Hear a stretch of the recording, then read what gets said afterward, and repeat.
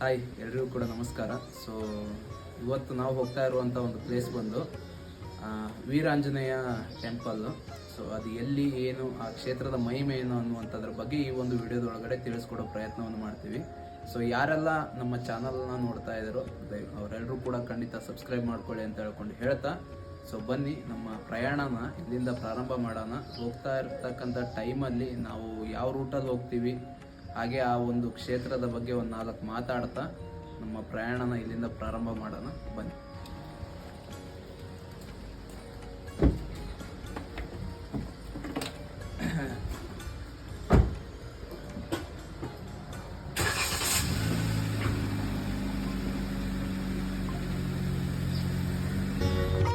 Already ಹೋಗೋದು late ಕೂಡ ಆಗೋಗಿದೆ ಅಂತ ಹೇಳ್ಕೊಂಡು ನಾವು ಇನ್ನೇನು ತಡ ಮಾಡೋದು ಬೇಡ ಅಂತ ಹೇಳ್ಕೊಂಡು ಹೊರಟ್ವಿ. ನಾವಿವಾಗ ಹೊರಟಿರುವಂಥದ್ದು ಉತ್ತರ ಕನ್ನಡ ಜಿಲ್ಲೆಯಲ್ಲಿರುವಂಥ ಹೊನ್ನಾವರ ತಾಲೂಕಿನ ಹತ್ತಿರದಲ್ಲಿರ್ತಕ್ಕಂಥ ಗೇರ್ಸೊಪ್ಪ ಅನ್ನುವಂಥ ಗ್ರಾಮದ ಬಳಿ ಇರುವಂಥ ಒಂದು ದೇವಸ್ಥಾನಕ್ಕೆ. ಸೊ ಆ ದೇವಸ್ಥಾನ ಯಾವುದು ಅಂತ ಈಗಾಗಲೇ ಗೊತ್ತಾಗಿರತ್ತೆ ಎಷ್ಟೋ ಜನರಿಗೆ.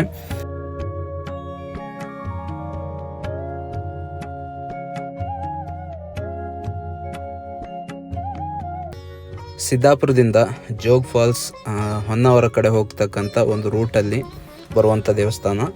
ಸೊ ಈ ಒಂದು ದೇವಸ್ಥಾನದ ವಿಶೇಷತೆಯನ್ನು ನಾವು ಗಮನಿಸ್ತಾ ಬರೋದಾದರೆ, ತುಂಬ ಸಾಲವನ್ನು ಮಾಡ್ಕೊಂಡಿರ್ತಕ್ಕಂಥವ್ರು ಜೀವನದಲ್ಲಿ ಮೇಲೆ ಬರಲಿಕ್ಕೆ ಸಾಧ್ಯ ಆಗ್ತಾ ಇಲ್ಲ ಅಂತಕ್ಕಂಥ ಪರಿಸ್ಥಿತಿಯಲ್ಲಿ ಇರ್ತಕ್ಕಂಥವ್ರು ಕೂಡ ಈ ಒಂದು ದೇವಸ್ಥಾನಕ್ಕೆ ಹೋಗಿ ಸಂಕಲ್ಪ ಮಾಡ್ಕೊಂಡಿರೋದ್ರಿಂದ ಅವರಿಗೂ ಕೂಡ ತುಂಬ ಒಳ್ಳೆಯದಾಗಿರುವಂಥದ್ದು.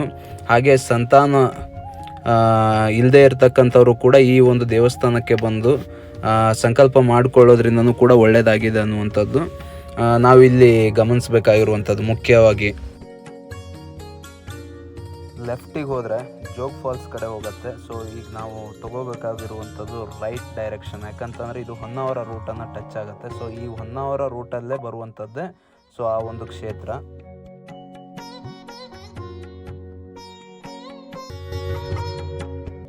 ಸೊ ನಾವಿವಾಗ ಎಂಟ್ರಿ ಕೊಟ್ಟೇ ಬಿಟ್ವಿ. ಸೊ ಅದು ಯಾವುದಪ್ಪ ಅಂತಂದರೆ ಶ್ರೀ ಕ್ಷೇತ್ರ ಬಂಗಾರಮಕ್ಕಿ ವೀರಾಂಜನೇಯ ದೇವಸ್ಥಾನ. ದಟ್ಟವಾಗಿರ್ತಕ್ಕಂಥ ಕಾಡು ಪ್ರಾಣಿಗಳು, ಪ್ರಕೃತಿಯ ಮಡಿಲಲ್ಲಿರ್ತಕ್ಕಂಥ ಈ ಒಂದು ಕ್ಷೇತ್ರ ಬಹಳ ಪ್ರಸಿದ್ಧಿ ಪಡೆದಿರ್ತಕ್ಕಂಥ ಒಂದು ಸ್ಥಳವಾಗಿದೆ. ನಾವು ಬಂದಿರತಕ್ಕಂಥ ಈ ಒಂದು ಸಂದರ್ಭದಲ್ಲಿ ದೇವಸ್ಥಾನದ ಅಭಿವೃದ್ಧಿ ಕಾರ್ಯನೂ ಕೂಡ ನಡೀತಾ ಇರೋದ್ರಿಂದ ದೇವರ ಮುಖ್ಯ ಒಂದು ದ್ವಾರವನ್ನು ಏನು ಮಾಡಿದ್ರು ಅಂತಂದರೆ ಬಂದ್ ಮಾಡಿದ್ರು. ಅದರ ಪರ್ಯಾಯವಾಗಿ ಏನು ಮಾಡಿದ್ರು ಅಂತಂದರೆ ದೇವರ ವಿಗ್ರಹವನ್ನು ಇನ್ನೊಂದು ಕಡೆಯಲ್ಲಿ ಪ್ರತಿಷ್ಠಾಪನೆಯನ್ನು ಮಾಡಿದರು. ಸೊ ಅದನ್ನು ಕೂಡ ನಾವು ನೋಡ್ಕೊಂಡು ಬಂದ್ವಿ. ಪುರಾಣಗಳ ಕಥೆಗಳ ಪ್ರಕಾರ ಶ್ರೀರಾಮಚಂದ್ರ, ಸೀತಾಮಾತೆ ಹಾಗೂ ಲಕ್ಷ್ಮಣರು ಈ ಒಂದು ಸ್ಥಳಕ್ಕೆ ಬಂದಾಗ ಬಾಯಾರಿಕೆ ಆಗಿರ್ತಕ್ಕಂಥ ಸಂದರ್ಭದೊಳಗಡೆ ಶ್ರೀರಾಮಚಂದ್ರನು ತನ್ನ ಶಕ್ತಿಯನ್ನು ಉಪಯೋಗಿಸಿ ಶರಾವತಿ ನದಿಯನ್ನು ಸೃಷ್ಟಿ ಮಾಡ್ತಾನೆ.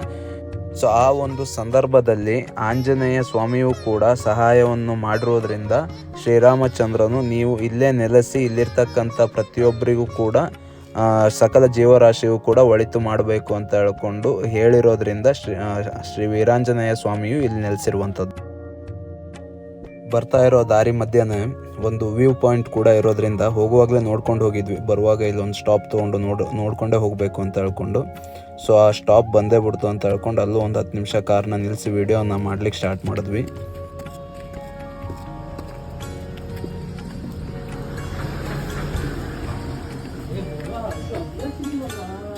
ನದಿ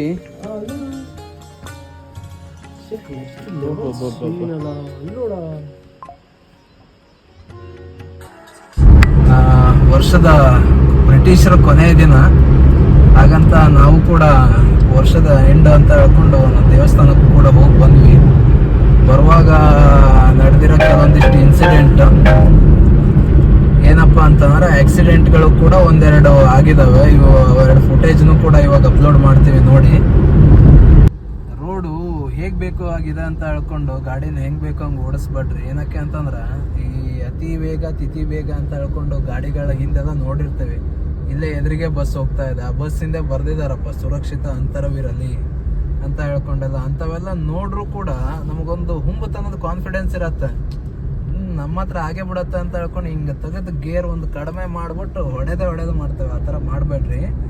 ಯಾಕಂದ್ರೆ ಮನೆಯಲ್ಲಿ ಕಾದು ಕೂತಿರ್ತಾರೆ, ಇಲ್ಲ ನನ್ನ ಮಗ ಆಚೆ ಹೋಗಿದ್ದಾನೆ ಅಥವಾ ನನ್ನ ಫ್ಯಾಮಿಲಿ ಹೊರಗೆ ಹೋಗಿದೆ, ಇನ್ನೇನು ಸಂಜೆ ಆದ್ರೆ ಬರ್ತಾರ ಅಂತ ಹೇಳ್ಕೊಂಡು ಕಾದು ಕುಂತಿರೋರಿಗೆ ನಿರಾಸೆ ಆಗಬಾರ್ದು. ಅದರಲ್ಲೂ ಕೂಡ ತಂದೆ ತಾಯಿಗೆ ಹೆಂಗಿರ್ತಾರೆ ಅಂತಂದ್ರೆ ಬೇಕಾದ್ರೆ ಅವ್ರು 10 ಜನ ಮಕ್ಕಳೇ ಇರಲಿ, ಅದರಲ್ಲೂ ಒಬ್ಬ ಇಲ್ಲ ಅಂತಂದ್ರೂ ಕೂಡ ನಾನು ಒಬ್ಬ ಮಗ ಇಲ್ಲ ಅನ್ನೋ ಕೊರಗು ಅವ್ರಿಗೆ ಕೊನೆವರೆಗೂ ಇರತ್ತೆ.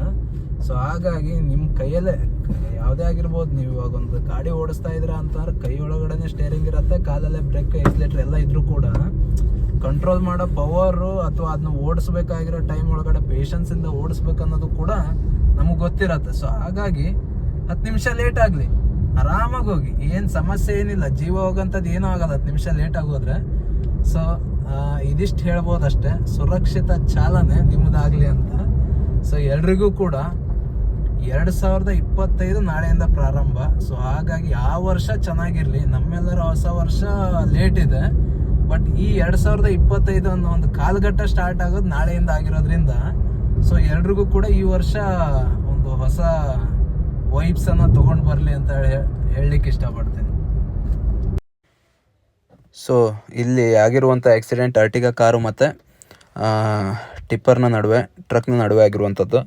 ದೊಡ್ಡ ದೊಡ್ಡ ಗಾಡಿಗಳನ್ನೆಲ್ಲ ಕರ್ವಿಂಗ್ ಒಳಗಡೆ ಅವ್ರು ಸಾಧ್ಯ ಆದಷ್ಟು ಕಂಟ್ರೋಲ್ನ ಮಾಡ್ತಾರೆ, ಬಟ್ ಅದಕ್ಕೂ ಮೀರಿ ಏನಾಗತ್ತೆ ಅಂತಂದ್ರೆ ಕೆಲವೊಂದು ಸಲ ನಮ್ಮ ತಪ್ಪು ಜಾಸ್ತಿ ಇದ್ದಾಗ ಅವರು ಕೂಡ ಏನು ಮಾಡಲಿಕ್ಕೂ ಬರಲ್ಲ. ಬಟ್ ಇಲ್ಲಿ ಹೇಗೆ ಆಕ್ಸಿಡೆಂಟ್ ಆಯಿತು ಅಂತ ಹೇಳ್ಕೊಂಡು ನಾವು ಕೂಡ ಜಸ್ಟ್ 1 ನಿಮಿಷ ಲೇಟ್ ಆಯಿತು, 1 ನಿಮಿಷದ ಮೊದಲು ಆಗಿರ್ತಕ್ಕಂಥ ಆಕ್ಸಿಡೆಂಟ್ ಇದು. ಪ್ರಯಾಣಿಕರಿಗೆ ಏನು ತೊಂದರೆ ಆಗಿಲ್ಲ, ಬಟ್ ಆದರೂ ಕೂಡ ನೀವು ಕಾರ್ನ ನೋಡಿದ್ರೆ ಗೊತ್ತಾಗತ್ತೆ ನಿಮಗೆ ಆ ಒಂದು ಆಕ್ಸಿಡೆಂಟ್ ಯಾವ ರೀತಿ ಆಗಿದೆ ಅಂತ. ಏರ್ ಬ್ಯಾಗ್ ಎಲ್ಲವೂ ಕೂಡ ಓಪನ್ ಆಗೋಗಿರುವಂಥದ್ದು. ಸೊ ಕರ್ವಿಂಗ್ಗಳಲ್ಲಿ ಸ್ವಲ್ಪ ನಿಧಾನ ಬನ್ನಿ, ಯಾವುದೇ ಡ್ರೈವರ್ ಆದರೂ ಕೂಡ. ಇನ್ನು ಮುಂದೆ ಇಲ್ಲೂ ಕೂಡ ಏನಾಯ್ತು ಅಂದರೆ ಕರ್ವಿಂಗ್ ಒಳಗಡೆ ಈ ಒಂದು ಕನ್ಫ್ಯೂಸ್ ಆಗಿ ಅವ್ರು ಏನು ಮಾಡಿಬಿಟ್ಟಿದ್ದಾರೆ ಅಂತಂದರೆ ಡೈರೆಕ್ಟಾಗಿ ಒಂದು ಕಾಲುವೆಗೆ ಗುದ್ದಿರುವಂಥದ್ದು. ಸೊ ಹಾಗಾಗಿ ಡ್ರೈವ್ ಮಾಡ್ತಕ್ಕಂಥ ಪ್ರತಿಯೊಬ್ಬರೂ ಕೂಡ ಸ್ವಲ್ಪ ಸಮಾಧಾನವಾಗಿ ಆರಾಮಾಗಿ ಕರ್ವಿಂಗ್ ಇರ್ತಕ್ಕಂಥ ಪ್ಲೇಸ್ಗಳಲ್ಲಂತೂ ಸ್ಪೆಷಲಿ ನಿಧಾನವಾಗಿ ಬಂದರೆ ಉತ್ತಮ. ಸೊ ಇದಾಗಿತ್ತು ಇವತ್ತಿನ ನಮ್ಮ ಈ ಒಂದು ದೇವಸ್ಥಾನದ ಕುರಿತಾಗಿ ವಿಡಿಯೋ. ಸೊ ಯಾರೆಲ್ಲ ನಮ್ಮ ಒಂದು ಚಾನಲ್ನ ನೋಡ್ತಾ ಇದ್ದಾರೆ ಎಲ್ಲರೂ ಕೂಡ ಸಬ್ಸ್ಕ್ರೈಬ್ ಮಾಡ್ಕೊಳ್ಳಿ ಅಂತ ಹೇಳ್ಕೊಂಡು ಹೇಳ್ತಾ ಸೊ ನಮ್ಮ ಈ ಒಂದು ವಿಡಿಯೋನ ಇಲ್ಲಿಗೆ ಎಂಡ್ ಮಾಡ್ತೀವಿ. ಸೊ ಎಲ್ರಿಗೂ ಕೂಡ ಧನ್ಯವಾದಗಳು.